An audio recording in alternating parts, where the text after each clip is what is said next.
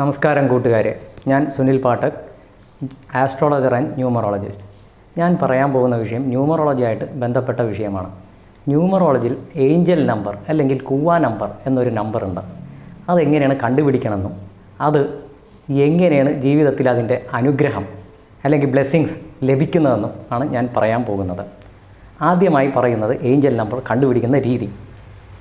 Angel number കണ്ടുപിടിക്കാനായിട്ട് ജനിച്ച വർഷമാണ് വേണ്ടത്. ഉദാഹരണം പറയുമ്പോൾ എൻ്റെ ജനിച്ച വർഷം 1978. അതെല്ലാം കൂടി കൂട്ടുമ്പോൾ 25 എന്ന സംഖ്യ കിട്ടും. അതൊറ്റ സംഖ്യ വയ്ക്കുമ്പോൾ 7 എന്ന സംഖ്യ കിട്ടും. ഇതിന് ഒരു ഫോർമുലയുണ്ട്. മെയിലിൻ്റെ വേറെ ആൺ, മെയിൽ എന്ന് പറയുന്ന ആൺ, ആണിൻ്റെ വേറെ ഫോർമുല, പെണ്ണെന്ന് പറയുന്ന ഫീമെയിൽ, അതിൻ്റെ ഒരു വേറെ ഫോർമുല. അപ്പോൾ രണ്ട് രീതിയിലുള്ള ഫോർമുലയിലാണ് ഇത് ഉള്ളത്.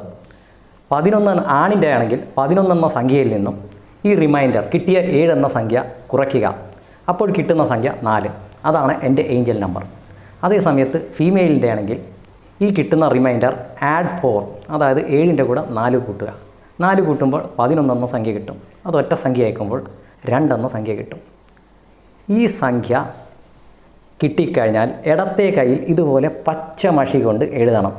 എന്നിട്ട് ഇതിനെ ഒരു സർക്കിളും കൂടി ഇട്ടേക്കണം. അപ്പോൾ ഇത് നമ്മളായിട്ടൊരു ബന്ധമുണ്ടാവും. ഏഞ്ചൽ നമ്പറായിട്ട് ബന്ധമുണ്ടായാൽ എന്താണ് ലാഭം?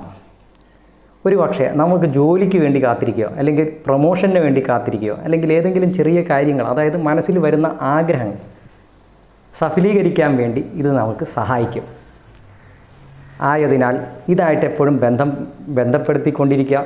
വാഷ്റൂമിൽ പോയി കഴിഞ്ഞാലും ചിലപ്പോൾ ഇത് മായ്ഞ്ഞു പോകാം, അല്ലെങ്കിൽ ഏതെങ്കിലും രീതിയിൽ മായ്ഞ്ഞു പോയാലും തീർച്ചയായിട്ടും അത് എഴുതുക, ഒരു സർക്കിൾ ഇടുക. പക്ഷേ ശ്രദ്ധിക്കേണ്ട വിഷയം പച്ച മഷി കൊണ്ട് തന്നെ എഴുതണം. എന്നാലേ അതിൻ്റെ ഗുണം ഉണ്ടാവുള്ളൂ. ഈ വിവരം അല്ലെങ്കിൽ ഈ ഒരു അറിവ് നിങ്ങൾക്ക് നൽകിയതിന് നന്ദി പറയുന്നു.